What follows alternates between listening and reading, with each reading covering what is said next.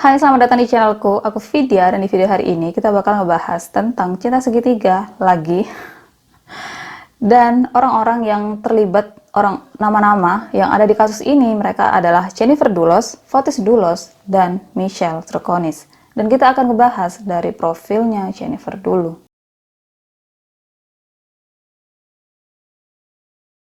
Jennifer lahir pada 27 September 1968 di New York dengan nama Jennifer Farber. Orang tuanya adalah Hilliard dan Gloria Farber, dan Jennifer punya seorang kakak namanya adalah Melissa Farber. Jennifer lahir dari keluarga yang kaya banget. Ayahnya bekerja di bidang keuangan dan ibunya memiliki gelar doktor. Kedua orang tua Jennifer juga kemudian dikenal sebagai filantropis, yaitu seseorang yang menyumbangkan waktu, tenaga, dan uang mereka untuk membantu masyarakat kurang mampu. Jennifer lulus dari Brown University tahun 1990 dan dia kemudian lanjutin gelar masternya di New York University School of the Arts. Sebagai seorang anak yang lahir dari keluarga kaya dan berpendidikan, Jennifer dikenal sebagai sosok yang pintar, tentu aja. Dia kemudian dikenal sebagai sosok yang baik, berjiwa sosial tinggi, dan ramah sama siapapun tanpa memandang status mereka. Dan meskipun Jennifer dikenal sebagai orang yang berjiwa sosial tinggi dan ramah banget, tapi dia juga adalah seorang introvert dan dia suka banget nulis. Bahkan dari kecil Jennifer udah bercita-cita untuk jadi penulis profesional. Kemudian setelah lulus, Jennifer bekerja sebagai penulis freelance dan dia punya blog pribadi yang isinya menceritakan tentang kegiatan sehari-harinya. Kemudian tahun 2003 di Aspen Airport, Colorado, Jennifer ketemu sama temennya waktu kuliah di Brown University dan dia adalah Fotis Dulos.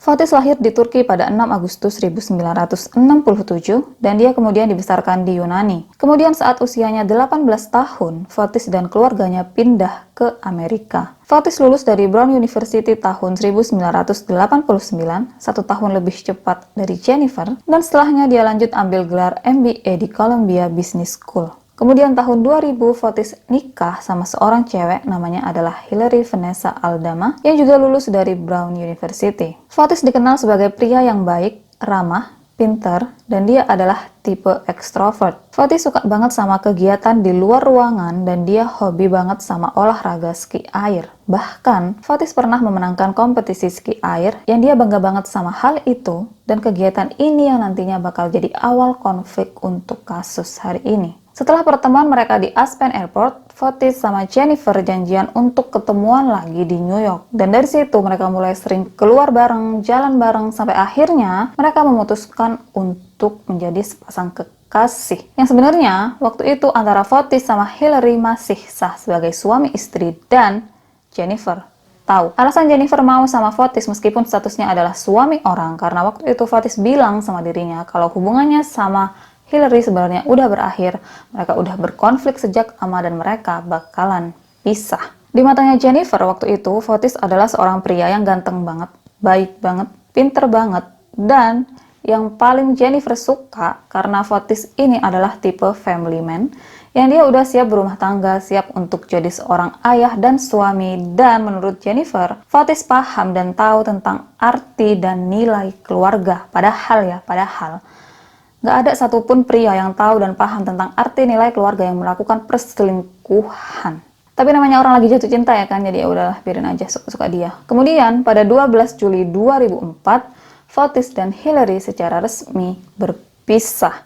Dan nggak lama kemudian, pada 28 Agustus 2004, Fotis dan Jennifer menikah. Setelah nikah, Fotis sama Jennifer tinggal di Farmington, Connecticut, dan Fotis juga kemudian mulai mendirikan perusahaannya sendiri, sebuah perusahaan real estate yang khusus untuk rumah-rumah mewah. Selanjutnya Jennifer sama Fotis punya 5 orang anak. Yang pertama lahir kembar laki-laki, yang kedua lahir kembar perempuan dan laki-laki, dan yang terakhir perempuan. Dan dengan anggota keluarga mereka yang banyak, Fotis kemudian bikinin rumah untuk keluarganya yang mewah, indah, dan luas banget dengan 6 kamar tidur. Rumah itu juga kemudian difasilitasi dengan perpustakaan, gudang wine, gym dengan alat-alat lengkap, lift, dan garasi untuk 4 mobil. Jennifer kemudian fokus untuk jadi ibu rumah tangga meskipun sesekali dia masih ambil kerjaan untuk jadi penulis freelance, dan untuk blognya dia sering update di situ tentang kegiatannya sebagai seorang ibu, juga peran kedua orang tuanya untuk anak-anaknya. Dan dari luar kelihatannya kan keluarganya Fotis sama Jennifer ini kan bahagia banget. Mereka hidup berkecukupan, mereka punya anak-anak yang lucu dan sehat, tapi sebenarnya di dalamnya nggak seperti itu. Jennifer yang dia nikah sama Fotis karena dia pikir Fotis punya pandangan yang sama kayak dirinya tentang apa arti dan nilai keluarga, ternyata itu semua tuh cuma sekedar harapan dan mimpi untuk Jennifer. Karena dia kemudian harus berjuang untuk mempertahankan keluarganya sendirian. Padahal harusnya keluarga ditopang bersama, bukan ditopang sendiri.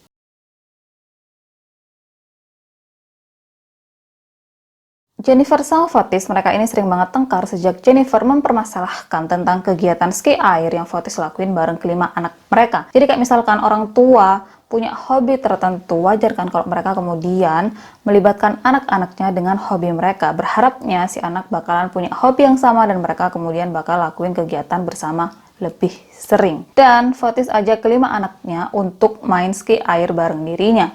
Namanya anak kecil diajak keluar rumah yang berhubungan sama air, berhubungan sama alam, yang mereka senang-senang aja.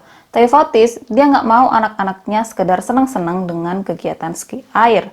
Fotis maunya anak-anaknya serius menekuni hal tersebut. Dan Fotis kemudian mewajibkan kelima anaknya untuk ikut kegiatan ski air bareng dirinya. Bahkan Fotis nih ngajarin anak-anaknya main ski air itu tuh udah kayak pekerjaan keduanya dia. Bahkan waktu itu, Fotis udah daftarin dua anak pertamanya yang baru berusia 6 tahun untuk ikut kompetisi ski air internasional. Dan Jennifer yang lihat kalau anaknya ini udah nggak happy, ikut kegiatan bareng ayahnya, udah kayak tertekan banget. Akhirnya suatu hari Jennifer bilang sama Fotis, bisa nggak sih kalau kegiatan ski airnya rada dikurangin? Kalau anaknya mau sih nggak apa-apa, tapi kalau anaknya nggak mau ya udah nggak usah dipaksa. Dan satu yang Jennifer baru tahu tentang sifatnya Fotis setelah mereka menikah adalah Fotis adalah seorang pria yang temperamen. Dan dengar Jennifer ngomong kayak gitu, muar Fotis.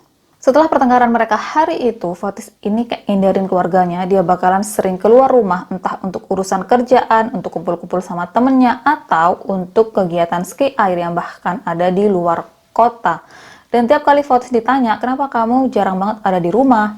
Fotis selalu jawab kalau dia keluar rumah untuk menghindari pertengkaran dengan Jennifer.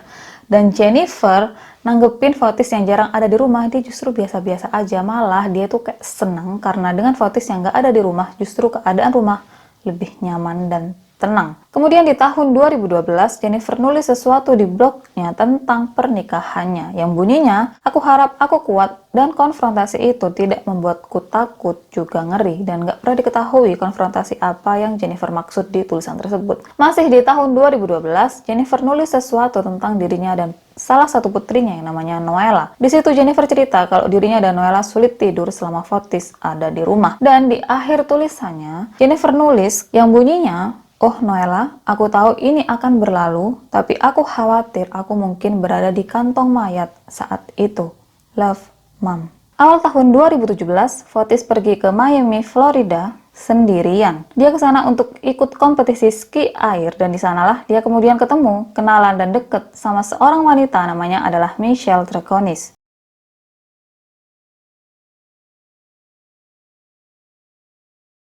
Michelle berasal dari Venezuela dan dia adalah ibu tunggal dari seorang putri, serta Michelle adalah seorang reporter. Selama waktu Fotis sama Michelle berhubungan, Michelle ini tahu kalau Fotis adalah seorang suami dan juga ayah dari 5 orang anak. Tapi seperti yang Fotis dulu lakuin ke Jennifer, Fotis bilang ke Michelle kalau dia udah nggak nyaman sama Jennifer, dia udah nggak bahagia, dia udah nggak cocok sama Jennifer, dan hubungan mereka udah selesai dan mereka akan segera pisah.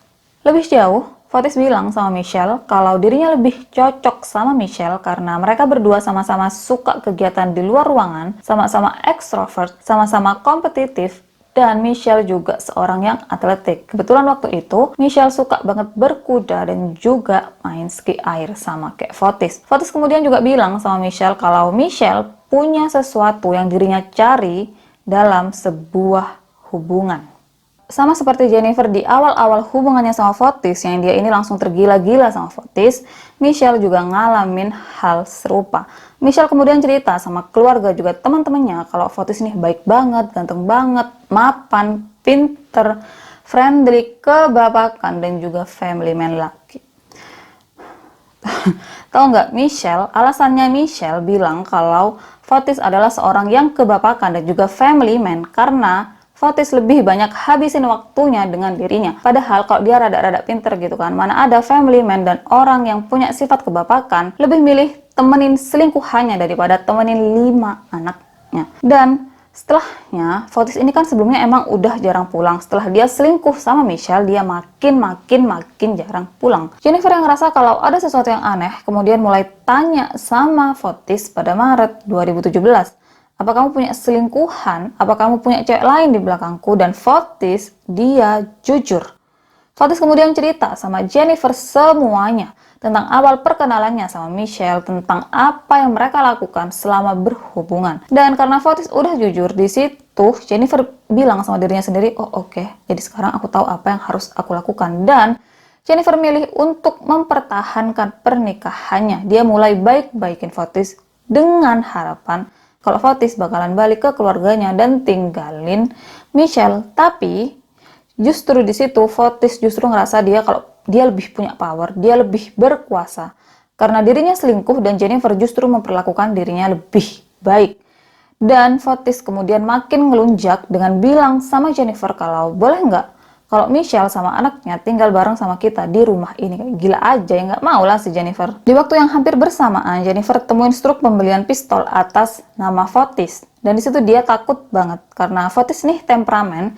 Dia suka marah-marah, dia suka ngamuk-ngamuk, dia selingkuh, dan bahkan ngajak selingkuhannya untuk tinggal bareng sama dirinya yang kemudian dirinya tolak, dan sekarang dia beli pistol. Takut Jennifer di situ, dan di titik itu akhirnya Jennifer memutuskan untuk berpisah dengan Fotis.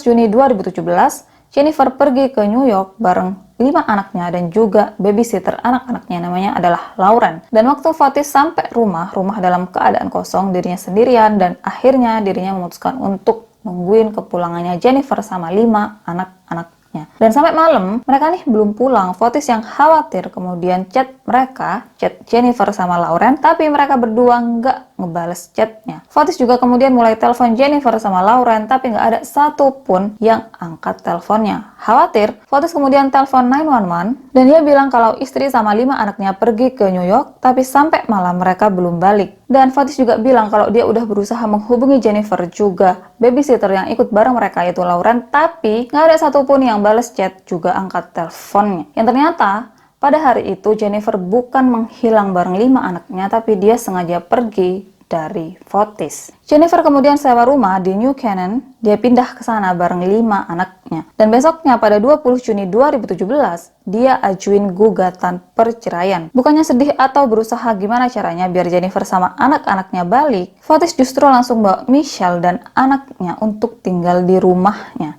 Di rumah yang awalnya dia bangun untuk tinggal bareng sama Jennifer dan 5 anak mereka. Waktu Jennifer ajuin gugatan perceraian, dia bukan cuma sekedar ajuin gugatan perceraian, tapi dia juga ajuin hak asuh penuh atas kelima anaknya, dan berkas-berkasnya juga kemudian disertai dengan catatan yang beberapa di antaranya. Yang pertama, Fotis melakukan perilaku irasional, mengancam, menggertak, mengendalikan, dan membuat perasaan tidak aman untuk dirinya dan anak-anaknya. Lebih jauh, Jennifer kemudian jelasin kalau dirinya takut akan keselamatannya sendiri dan keselamatan anak-anaknya, baik secara fisik maupun emosional. Yang kedua, Fotis melakukan pengancaman, bilang kalau dia bakal culik anak-anak mereka kalau Jennifer nggak setuju dengan syarat penyelesaian perceraian yang Fotis mau. Yang ketiga, pada 3 Juni 2017, Fotis tiba-tiba marah. Emosinya di luar kendali karena dia nggak suka dengan kegiatan Sabtu pagi yang dilakukan anak-anak. Jennifer yang ketakutan kemudian lari ke kamarnya, dan justru Fotis kunci Jennifer dari luar dan lanjut maki-maki Jennifer. Yang keempat, Fotis memiliki pistol yang kemudian buat Jennifer takut akan keselamatannya juga keselamatan anak-anaknya. Jennifer kemudian kasih keterangan lebih jauh kalau aku takut sama suamiku. Aku tahu kalau dengan mengajukan gugatan cerai sekaligus mosi bakal bikin dia marah. Dan aku juga tahu kalau dia bakal balas ini dengan sakitin aku melalui cara tertentu. Pihak Fotis kemudian menyangkal semua tuduhan Jennifer itu. Dan beberapa tanggapan juga sangkalannya adalah, yang pertama, aku beli senjata untuk keamanan rumah. Yang kedua, aku nggak punya perilaku irasional. menggertak, mengancam, mengendalikan, dan membuat Jennifer juga anak-anakku ngerasa nggak nyaman. Yang ketiga, aku nggak pernah ancam bakal culik anak-anak dan nggak pernah ngancam Jennifer secara fisik. Yang keempat, Fotis kemudian jelasin kalau sebenarnya Jennifer lah yang sering serang mentalnya. Jennifer sering nyebut dirinya sebagai psikopat, sebut dirinya nggak peduli dengan anak-anak. Bahkan, kata Fotis, Jennifer bilang ke anak-anak mereka,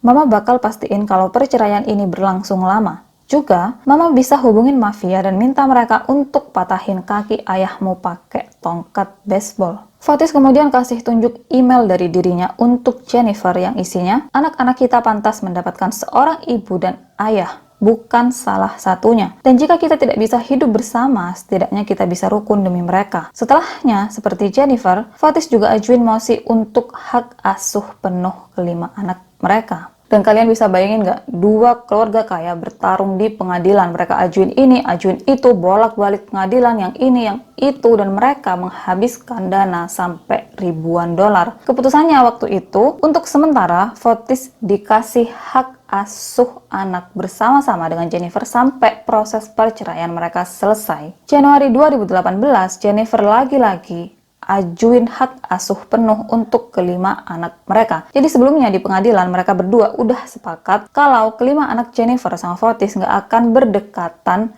dengan Michelle apalagi melakukan kontak. Tapi Fotis kemudian bawa 5 anaknya ke rumahnya, dimana di situ ada Michelle yang tentu aja mereka kemudian melakukan kontak. Dan karena hal itu, Jennifer kemudian ajuin hak asuh penuh untuk kelima anak mereka. Gak lama kemudian, di waktu yang hampir bersamaan, ayahnya Jennifer meninggal.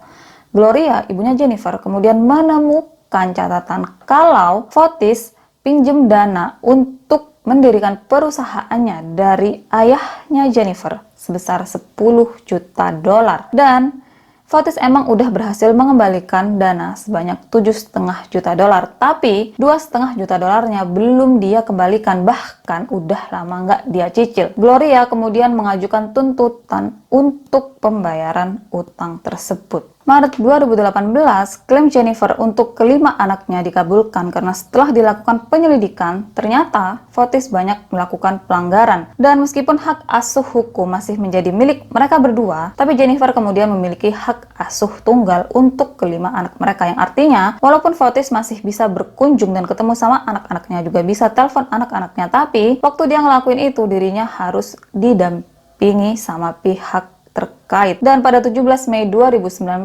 Fotis mengajukan klaim serupa, tapi ditolak.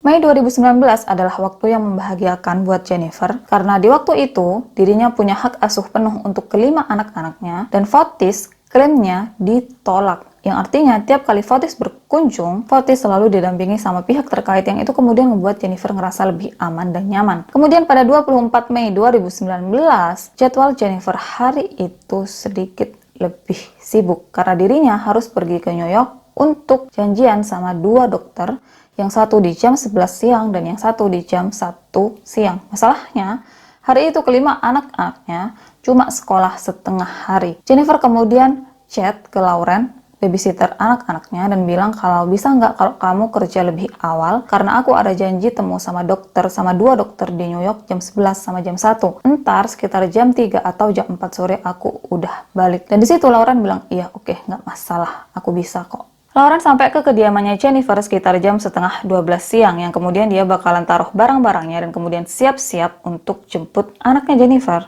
pakai mobilnya Jennifer. Waktu itu Jennifer punya 2 mobil, yang satu adalah Chevrolet warna hitam dan yang satu adalah Range Rover. Dan waktu Lauren baru aja nyampe, udah banyak kejadian aneh. Yang pertama, dengan jelas Jennifer bilang sama dirinya kalau dirinya mau pergi ke New York pakai Range Rover, dan harusnya yang ada di kediamannya adalah mobilnya yang Chevrolet. Tapi waktu Lauren sampai, mobil yang ada di kediamannya Jennifer justru Range Rover. Tapi di situ Lauren cuma mikir, oh mungkin Jennifer berubah pikiran. Kemudian yang kedua, waktu Lauren baru aja masuk ke kediamannya Jennifer, dia temuin dompetnya Jennifer di lantai. Masa iya kamu pergi ke New York, kamu ketemu sama dokter, tapi kamu nggak bawa dompet? Terus kamu masa iya nggak bawa uang, nggak bawa kartu, nggak bawa SIM? Yang ketiga, waktu Lauren pergi ke arah dapur, dia temuin kopi sama granola bar di atas meja dapur. Buat orang yang nggak kenal Jennifer, itu bukan hal aneh. Tapi buat orang yang kenal Jennifer, itu jelas-jelas hal aneh. Jennifer ini terorganisir banget.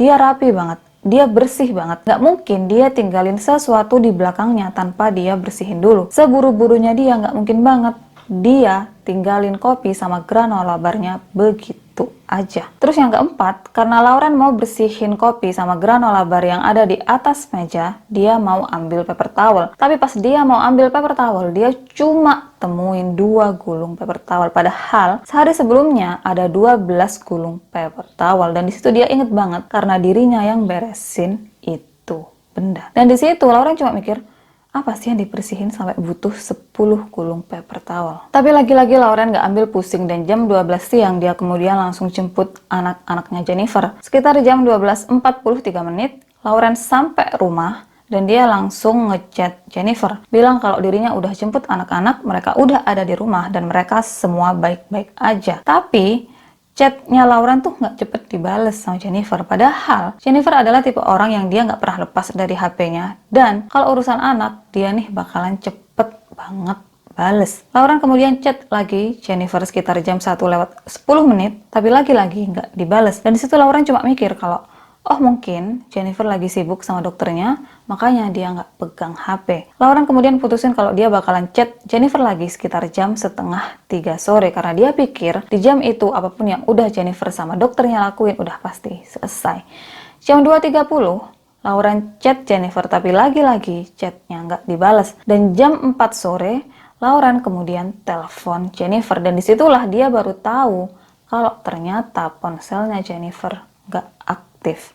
Lauren kemudian langsung hubungin semua teman-teman dan juga keluarganya Jennifer. Tanya, apa kamu tahu kabarnya Jennifer hari ini? Kalian ada yang udah berhubungan sama Jennifer nggak hari ini? Dan mereka semua bilang nggak tahu. Jennifer nggak sama kami dan kami belum melakukan kontak apapun dengan Jennifer hari ini. Kemudian salah satu temannya Jennifer namanya adalah Carrie. Dia bilang sama Lauren kalau Jennifer nggak mungkin nggak pegang HP, dia nggak mungkin matiin HP-nya, apalagi keadaannya dia lagi nggak bareng sama anak-anaknya. Karena dia adalah tipe ibu yang harus tahu gimana kabar anak-anaknya. Setelahnya, 5 anak Jennifer diantar ke rumah orang tuanya Jennifer yang ada di New York. Dan setelahnya, jam 7 malam, keluarganya Jennifer juga teman-temannya lapor ke polisi atas menghilangnya Jennifer. Polisi yang dapat laporan tentang hilangnya Jennifer langsung tanganin kasus itu dengan serius banget. Selain karena Jennifer adalah seorang kulit putih yang kaya banget, ada beberapa hal yang aneh. Yang pertama, Jennifer kan punya 2 janji temu sama dokternya pada hari itu dan ternyata dia nggak datang. Yang kedua, Jennifer adalah seorang ibu yang berperan aktif untuk anak-anaknya. Jadi nggak mungkin dia pergi dan tinggalin anak-anaknya begitu aja. Yang ketiga, Jennifer pergi tanpa bawa dompet dan barang pribadinya. Jadi nggak mungkin kalau dia kemudian pergi atas keinginannya sendiri. Polisi kemudian langsung periksa rumahnya Jennifer dan disitulah mereka mulai menemukan banyak bukti yang menunjukkan kalau Jennifer nggak baik-baik aja. Waktu polisi cek garasi rumah Jennifer,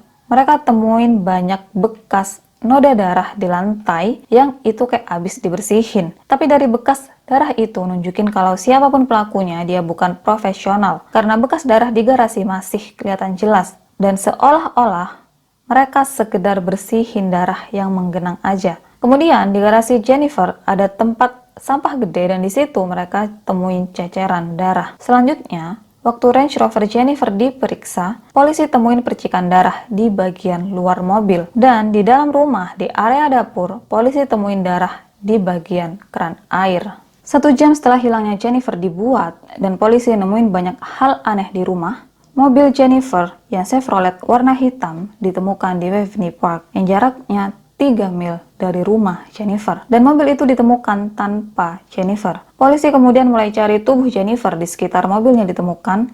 Dan Waveney Park itu tuh luasnya kurang lebih 300 hektar. Polisi kemudian mulai cari pakai anjing pelacak. Beberapa departemen kepolisian dan FBI juga ikut nyari. Bahkan polisi pakai helikopter untuk temuin tubuhnya Jennifer malam itu. Malam itu polisi juga berpikir kalau mereka harus kasih tahu kabar tentang menghilangnya Jennifer ke Fotis. Karena gimana pun juga Fotis adalah ayah dari 5 anak Jennifer. Waktu polisi datang, polisi kemudian tanya sama Fotis, kamu hari ini ada kontak-kontakan nggak sama Jennifer? Soalnya dia menghilang. Dan di situ Fotis bilang, enggak, aku hari ini nggak menghubungi Jennifer sama sekali. Selanjutnya, Fotis bilang sama polisi kalau semoga Jennifer cepat ditemukan dan aku akan bantu apapun biar Jennifer cepat ditemukan. Setelahnya, sesuai dengan yang dijanjikan, Fotis datang ke kantor polisi untuk diinterview tentang Jennifer. Kali aja dia punya informasi yang kemudian bisa ngebuat polisi temuin Jennifer. Tapi di situ justru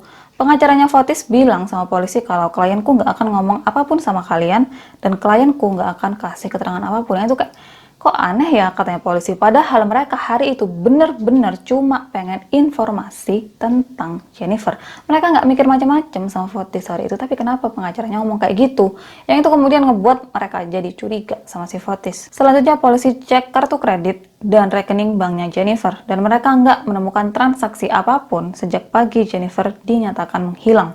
Kemudian tetangganya Jennifer telepon polisi dan dia bilang kalau CCTV rumahku mengarah ke arah jalan yang menuju kediamannya Jennifer. CCTV ku emang nggak bisa lihat siapa yang keluar masuk, tapi bisa lihat siapa yang akan keluar masuk. Jadi kan rumah mewah di luar negeri biasanya jarak antara jalan masuk sampai ke rumah itu kan lumayan jauh. Nah, CCTV tetangganya itu cuma bisa ngerekam area yang kulingkarin ini. Polisi kemudian langsung ambil itu rekaman dan mereka mulai periksa. Dari rekaman itu tercatat jam 7:58 pagi, Jennifer keluar pakai Range Rover untuk antar anak-anaknya ke sekolah. Jam 8:05 pagi, Jennifer balik lagi setelah antar anak-anaknya. Jam 10:25 terlihat mobil Jennifer yang hilang bareng dirinya keluar dari area rumahnya. Karena masalah perceraian antara Fotis sama Jennifer, yang Jennifer ajuin banyak keluhan bahkan sampai emosi, dan Fotis yang nggak mau ngejalanin pemeriksaan awal padahal polisi cuma mau tanya-tanya biasa, polisi kemudian ajuin izin untuk menyita HP Fotis dan untuk menggeledah rumahnya.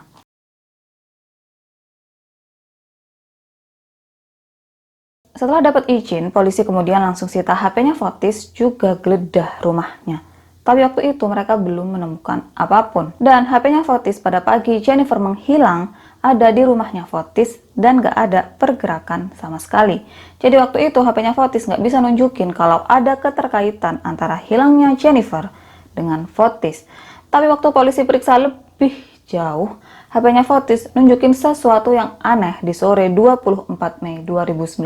Karena sinyal HP itu ada di sekitar area Hartford dan melakukan 30 kali pemberhentian. Jadi kayak polisi ngapain ada di daerah situ dan ngelakuin 30 kali pemberhentian di tempat yang berbeda. Nggak lama setelahnya, Lauren, babysitter anak-anaknya Fotis sama Jennifer, diinterview. Dan polisi mulai tanya sama Lauren, gimana hubungan antara Fotis sama Jennifer, gimana hubungan pernikahan mereka, gimana suasana rumah mereka pada saat itu. Dan Lauren bilang kalau Fotis adalah seorang yang temperamen, dan Jennifer dia ini stres banget waktu ngeliat kalau hubungan pernikahannya dengan Fotis udah nggak berjalan dengan lancar.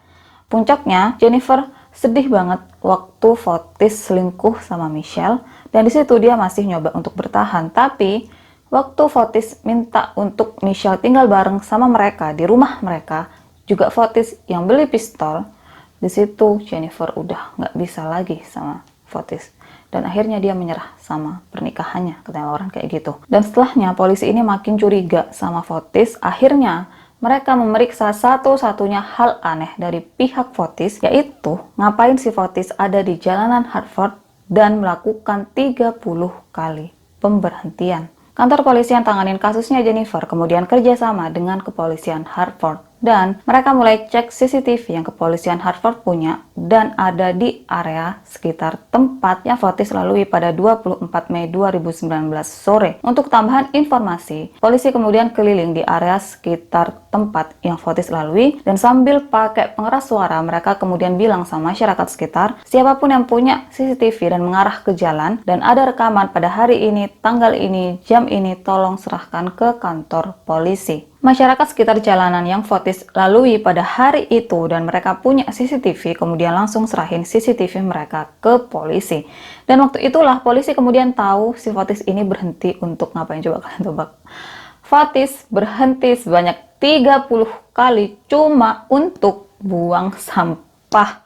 Coba bayangin, kalau itu emang sampah biasa, kenapa harus dibuang secara terpisah? Kenapa harus dibuang sampai di 30 tempat yang berbeda? Di rekaman CCTV itu, Fotis terlihat menaiki Ford Raptor hitam dan dia nggak sendiri. Karena di salah satu video nunjukin kalau ada seorang wanita turun dari mobil dan ambil sesuatu di trotoar. Wanita di video itu deskripsinya cocok dengan Michelle. Setelahnya, polisi tanya sama masyarakat setempat, apa pada hari ini, jam ini, kalian lihat ada mobil ini? Dan di situ beberapa kemudian bilang kalau pada hari itu, di jam itu, mereka emang lihat mobil itu. Dan mereka juga bilang kalau pengendara mobil tersebut terlihat seperti Fotis. Beberapa kemudian juga bilang sama polisi kalau bukan hanya ngelihat Fotis buang sesuatu di tempat sampah, tapi mereka atau beberapa kemudian juga lihat kalau Fotis buang sesuatu di saluran pembuangan, di selokan. Coba buang apa sih? Kenapa nggak jadi satu di tempat sampah? Polisi kemudian buru-buru kirim timnya ke tiap tong sampah yang jadi pemberhentiannya Fotis. Takutnya itu sampah-sampah yang udah dari kapan hari diangkut sama truk pengangkut sampah. Dan emang bener, beberapa tong sampah udah dalam keadaan kosong. Tapi beberapa lagi masih bisa polisi cek dan periksa isinya. Dari beberapa tong sampah yang masih bisa diperiksa itu, polisi berharap mereka bisa temuin sesuatu yang berhubungan dengan Jennifer. Dan dari hasil pemeriksaan tersebut, polisi nemuin beberapa benda yang mencurigakan. Beberapa di antaranya, tong sampah yang jadi tempat Fotis buang sampah, di beberapa bagiannya ada bercak darah. Polisi juga kemudian temuin spons dapur, tisu gulung, pegangan pel, baju wanita berdarah, logo sepeda buatan Prancis, sarung tangan, alat-alat untuk membersihkan darah, kresek dengan noda darah, dan polisi menemukan sebuah kotak yang di dalamnya ada 2 plat nomor Connecticut. Satu plat nomor untuk bagian depan mobil dan satunya untuk bagian belakang mobil. Lucunya, itu plat nomor sengaja dirusak. Tapi polisi kemudian bisa perbaikin kerusakan yang Fotis buat, dan waktu mereka dapat nomor yang sebenarnya, mereka cek itu plat nomor mobil dan ternyata atas nama Fotis. Setelahnya, karena ada beberapa tong sampah yang waktu polisi periksa udah dalam keadaan kosong, mereka kemudian pergi ke TPA dan mereka ngubek-ngubek sampah di situ selama 3 minggu. Berharap mereka kemudian bisa dapetin sesuatu yang ada hubungannya dengan kasusnya Jennifer. Selama waktu itu, sambil nunggu hasil tes darah keluar yang ada di rumahnya Jennifer, yang ada di tong sampah, dan juga nunggu hasil dari petugas yang melakukan pencarian di TPA, polisi kemudian memanggil Michelle. Selama proses wawancara tersebut, Michelle bilang kalau pada hari Jennifer menghilang, dirinya sama Fotis nih bangun pagi, mereka kemudian melakukan seks dan mereka mandi bareng. Setelahnya, Fotis pergi sama salah satu temennya, namanya adalah Ken Muhini, dan Ken adalah seorang pengacara. Fotis, dia baru balik ke rumah sekitar jam 1 siang. Dan di situ Fotis kemudian bilang sama Michelle, kamu mau bantu aku nggak untuk bersihin rumah klienku? Dan sampai situ polisi ini ngerasa aneh karena Fotis ini kaya, kenapa dia harus bersihin rumah kliennya pakai tangannya sendiri? Kenapa dia nggak suruh orang aja? Dan selama waktu itu Michelle sama sekali nggak menyebut kalau rumah itu adalah rumahnya Jennifer. Polisi yang tahu kalau rumah yang dibersihkan sama Michelle dan Fotis adalah rumahnya Jennifer, diem aja. Mereka nggak ngedorong atau mereka nggak mancing Michelle untuk bilang kalau rumah tersebut adalah rumahnya Jennifer. Setelah bersihin rumah, Fotis kemudian bilang sama Michelle, ntar pulangnya mau mampir ke Starbucks nggak? Dan Michelle bilang mau. Tapi mereka nggak pernah mampir ke Starbucks. Justru mereka buang-buangin sampah di 30 tempat yang berbeda. Waktu polisi tanya sama Michelle itu sampah apa yang dibuang, Michelle bilang dia nggak tahu karena pada waktu itu dirinya sibuk main HP. Dan polisi kemudian bilang sama Michelle, ada salah satu CCTV yang nunjukin kalau kamu keluar mobil dan kamu ambil sesuatu di trotoar. Itu tuh apa? Kata polisi. Dan di situ Michelle bilang kalau dirinya buang permen karet yang ada di trotoar. Dan aneh banget nggak sih? Fotis yang sebesar itu dan sampah yang sebanyak itu yang sampai dibuang di 30 tempat berbeda, bisa-bisanya Michelle nggak tahu, tapi matanya lihat permen karet yang ada di trotoar. Aneh nggak? Lucunya, semua hal yang Michelle bilang ke polisi, dari yang dia bangun pagi, ngelakuin seks, mandi bareng, Fotis pergi, datang jam 1, semuanya ada di catatan yang polisi temuin di rumahnya Fotis, yang seolah-olah Michelle ini didikte untuk ngucapin hal-hal tersebut ke polisi. Kemudian pada 1 Juni 2019, Fotis sama Michelle ditangkap dengan tuduhan menghalangi penyidikan dan memalsukan serta merusak barang bukti fisik. Tapi nggak lama setelahnya, mereka berdua dibebaskan dengan jaminan. Tapi meskipun bebas, mereka kemudian diharuskan pakai gelang yang kemudian bisa memonitor lokasi mereka. Nggak lama setelahnya, Fotis melakukan interview di TV dan dia bicara tentang media yang ngebuat dirinya terlihat seperti monster. Keluarganya Fotis sama Michelle juga kemudian bilang kalau nggak mungkin Fotis melakukan itu, nggak mungkin Michelle melakukan itu, karena Fotis adalah orang baik dan dia nggak bersalah.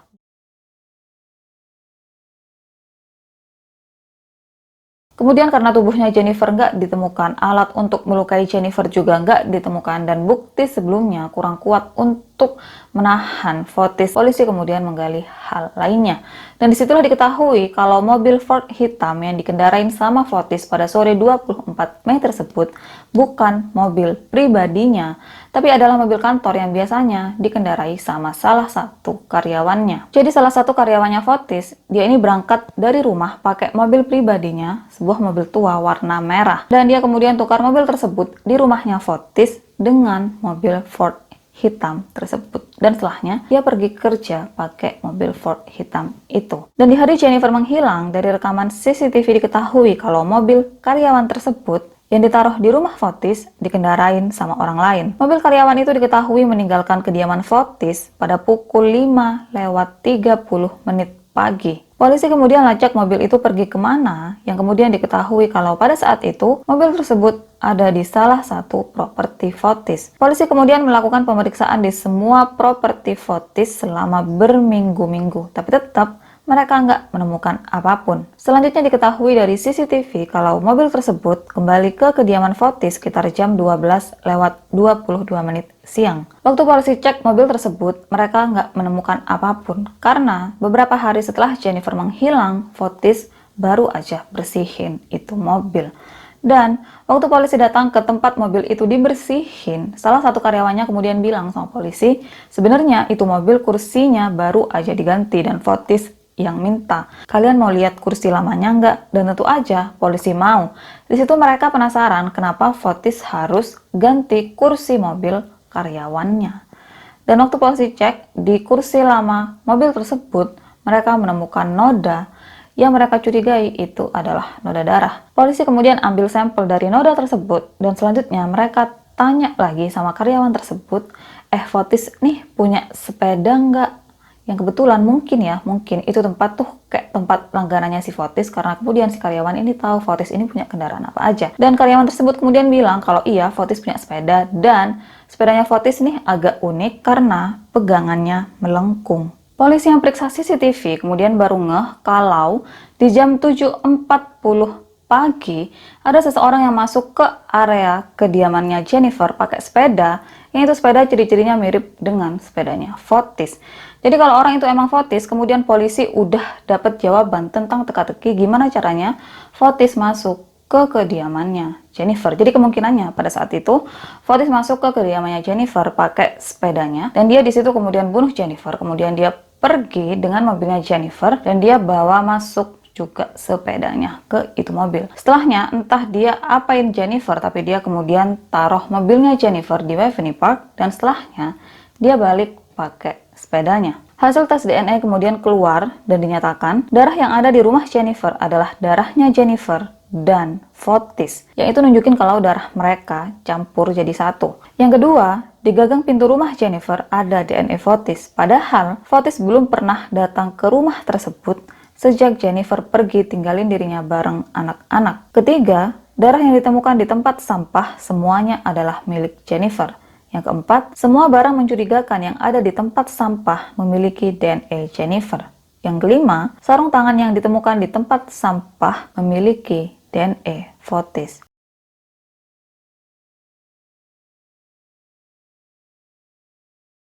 Keterangan lebih lanjut kemudian menyatakan kalau melihat dari bekas genangan darah diperkirakan kalau Jennifer udah meninggal. Gak lama kemudian polisi interview Michelle lagi, berharap kali ini mereka bakalan dapat sesuatu dari Michelle. Dan di situ polisi kemudian bilang sama Michelle, kamu tahu nggak sih kalau sebenarnya rumah yang kamu bersihin pada hari itu adalah rumahnya Jennifer. Polisi kemudian mulai kasih tahu Michelle tentang sepedanya Fotis yang masuk ke rumahnya Jennifer, tentang mobil karyawan, tentang darah, dan hal-hal lainnya. Dan disitulah Michelle kemudian mulai ngomong sesuatu yang sebelumnya nggak dia buka. Michelle kemudian bilang sama polisi kalau keterangan sebelumnya semuanya adalah bohong.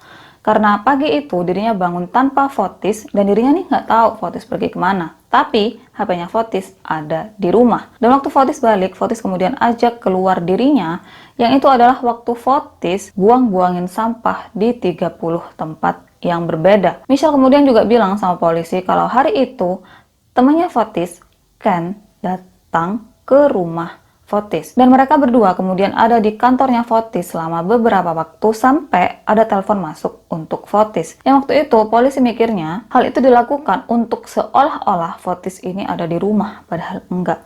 Dari situ nama Ken karena udah sering disebut, mereka kemudian mulai periksa Ken dan mereka mulai dari latar belakangnya Ken.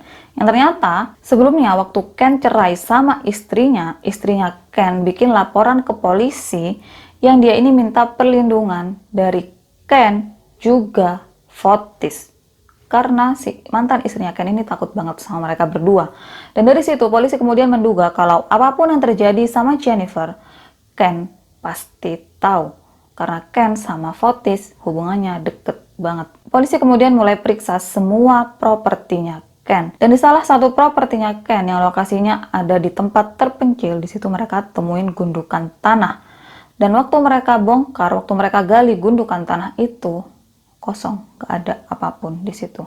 Ken kemudian diperiksa sama polisi, dan dia bilang kalau hari itu dirinya emang ada di rumahnya Fotis. Tapi dirinya sama sekali gak ada hubungannya dengan kasus menghilangnya Jennifer. Polisi kemudian makin cari tahu tentang Fotis, dan di situ mereka kemudian dapat informasi kalau sebenarnya perusahaannya Fotis lagi bermasalah. Karena selain Fotis yang punya hutang sama keluarganya Jennifer yang kemudian dituntut sama Gloria karena dia belum balikin $2,5 juta, waktu Fotis ambil rumah yang kemudian dia tinggalin sama Jennifer dan kelima anaknya, itu rumah kan seharga $2,3 juta. Nah, uang tersebut dia dapat dari pinjaman di bank, yang penjamin atas pinjaman tersebut adalah orang tuanya Jennifer. Tapi si Fotis ini udah lama nggak bayar cicilan ke bank atas pinjaman tersebut, yang kemudian ngebuat orang tuanya Jennifer inilah yang bayarin hutang-hutangnya Fotis ke bank. Dan sekarang malah itu rumah Fotis tinggalin sama Michelle. Kemudian diketahui juga kalau Fotis punya hutang di beberapa tempat lainnya yang kalau ditotal ada $7 juta. Terus ternyata orang tuanya Jennifer ini udah siapin dana sebesar $2 juta untuk 5 anaknya Jennifer sama Fotis. Dan di situ polisi yang ngelihat kalau Fotis ini punya banyak hutang, mungkin motif dia untuk menyingkirkan Jennifer karena uang tersebut. Karena kalau Jennifer udah nggak ada, dia bakalan punya hak asuh penuh atas anak-anaknya, dan Fotis juga kemudian akan berkuasa untuk uang anak-anaknya. Kemudian seorang cowok datang ke kantor polisi dan dia bilang kalau seminggu sebelum Jennifer menghilang, dirinya nemuin sebuah kuburan dangkal di hutan yang dipakai oleh klub bersenjata. Yang itu tuh klub untuk orang-orang kaya. Dan kenapa dirinya bisa ngelapor ke polisi dan menghubungkan kuburan dangkal itu dengan Jennifer? Karena Ken, temennya Fotis, adalah anggota dari klub bersenjata itu. Waktu polisi datang dan mereka gali lubang tersebut, gali kuburan tersebut sedalam sekitar 1 meter, yang di dalamnya ada 2 kantong besar jeruk nipis yang ditutup pakai alat pemanggang dan juga matras warna biru. Itu tuh udah seolah-olah kayak kuburan yang mereka mau nyimpan mayat, tapi nggak jadi. Dan waktu diperiksa nggak ditemukan DNA di situ. Selanjutnya Ken kembali diinterview sama polisi dan lagi-lagi dia menolak semua yang polisi tuduhkan ke dirinya, dan dirinya bilang kalau dirinya sama sekali nggak ada hubungannya dengan menghilangnya Jennifer. September 2019, Fotis sama Michelle lagi-lagi ditangkap dengan alasan merusak barang bukti, dan lagi-lagi mereka dibebaskan dengan jaminan. Setelahnya, hubungan Fotis sama Michelle selesai karena Michelle dia kemudian keluar dari rumahnya Fotis dan tinggal di apartemen bareng sama anaknya. Michelle kemudian bilang kalau dirinya nih udah ditipu sama Fotis sampai akhirnya keseret ke kasus ini. Lebih jauh, Michelle juga kemudian bilang kalau aku nggak tahu apa yang udah terjadi sama Jennifer, tapi dia bisa aja ngelakuin semua itu. Tapi aku sama sekali nggak ada hubungannya dengan semua itu. Setelah bebas untuk kedua kalinya, pengacaranya Fotis kemudian mempersiapkan pembelaan untuk tuduhan pembunuhan. Dan benar aja, pada 7 Januari 2020, Fotis, Michelle, dan Ken ditangkap. Michelle sama Ken ditangkap dengan tuduhan melakukan konspirasi untuk pembunuhan berencana dan Fotis dengan tuduhan penculikan dan pembunuhan berencana. Tapi lagi-lagi mereka dibebaskan dan Fotis dia bayar 6 juta dolar sebagai jaminan atas kebebasannya dan entah dia dapat uang itu dari mana padahal utangnya juga banyak gitu kan. Terus Michelle dia nggak lama kemudian juga dibebaskan melalui jaminan, sementara Ken karena dia nggak punya cukup uang akhirnya dia tetap di penjara.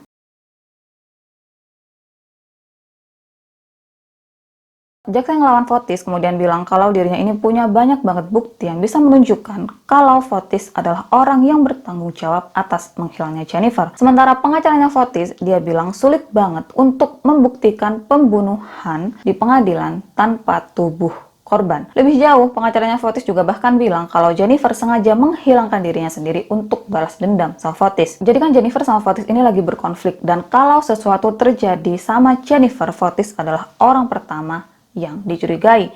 Makanya Jennifer kemudian menghilangkan dirinya sendiri untuk balas dendam sama Fotis dan untuk membuat Fotis menderita, kata pengacaranya itu kayak gitu. Padahal dari awal Jennifer ini udah pengen lepas dari Fotis, dia udah nggak mau ada hubungan apapun lagi sama Fotis. Dia ini takut banget sama Fotis. Jadi gimana caranya dia balas dendam sama Fotis dengan cara seperti itu, bahkan dengan cara ninggalin anak-anaknya, itu kan nggak mungkin. Sementara pengacaranya Michelle bilang kalau selama penyelidikan polisi udah menyesatkan Michelle, makanya dia kemudian kasih informasi yang salah. Pengacaranya itu juga kemudian bilang kalau polisi memelintir kata-katanya Michelle sampai akhirnya muncul pengakuan seperti itu. 28 Februari 2020, sidang Fotis atas kasus Jennifer digelar. Dan hari itu dirinya nih udah punya pacar baru namanya Ena. Ena hari itu dia mau temenin Fotis ke pengadilan, tapi Fotis bilang sama dirinya, kamu pergi aja duluan, ntar aku nyusul. Waktu Ena udah sampai pengadilan dan dia ketemu sama pengacaranya Fotis nih tanya sama Ena, Fotis mana? Tadi dia nyuruh aku duluan, kata kayak gitu. Terus pengacaranya Fotis lihat keberadaannya Fotis melalui GPS. Jadi kan si Fotis ini masih pakai gelang yang bisa ngasih tahu lokasinya dia. Nah, waktu pengacaranya itu ngecek, ternyata lokasinya Fotis masih ada di rumahnya.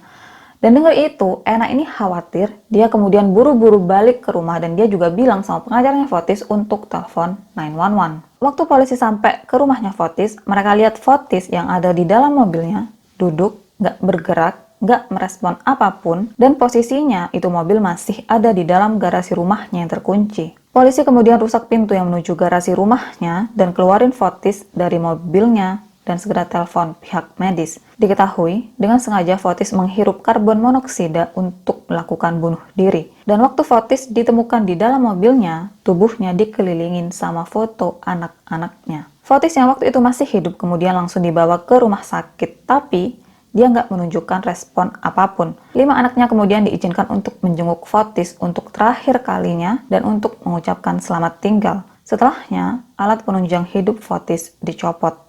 Dan pada 30 Januari 2020, Fotis dinyatakan meninggal. Sebelum melakukan percobaan bunuh diri, Fotis diketahui membuat surat yang intinya Fotis menyatakan kalau dirinya nggak bersalah atas menghilangnya Jennifer, dan di salah satu bagian suratnya dia tulis kalau aku menolak untuk menghabiskan waktu di penjara selama 1 jam untuk sesuatu yang tidak aku lakukan. Setelahnya, pengacaranya Fotis sama saudaranya Fotis berjuang di pengadilan untuk membersihkan namanya Fotis. Sementara Michelle sama Ken, mereka berdua masih dituntut untuk konspirasi pembunuhan. Dan Ken, setelah 9 bulan di penjara, dia kemudian dibebaskan dengan jaminan. Januari 2021, polisi lagi-lagi periksa area yang diduga adalah tempat Jennifer dikubur. Mereka periksa ulang semuanya, tapi tetap nggak menemukan apapun. Polisi bahkan bawa Bob Perry yang diketahui sebagai pencari tulang belulang, tapi tetap mereka nggak menemukan apapun. Guys, ini aku bikin Januari ya, dan update terbaru tentang kasus ini di Desember tahun 2021 kemarin, polisi lagi-lagi ngelakuin pencarian di area sekitar mobilnya Jennifer ditemukan. Dan entah aku upload ini kapan, tapi misalkan aku upload ini dan kemudian ada berita terbaru, aku pasti bakalan sertain berita terbaru itu.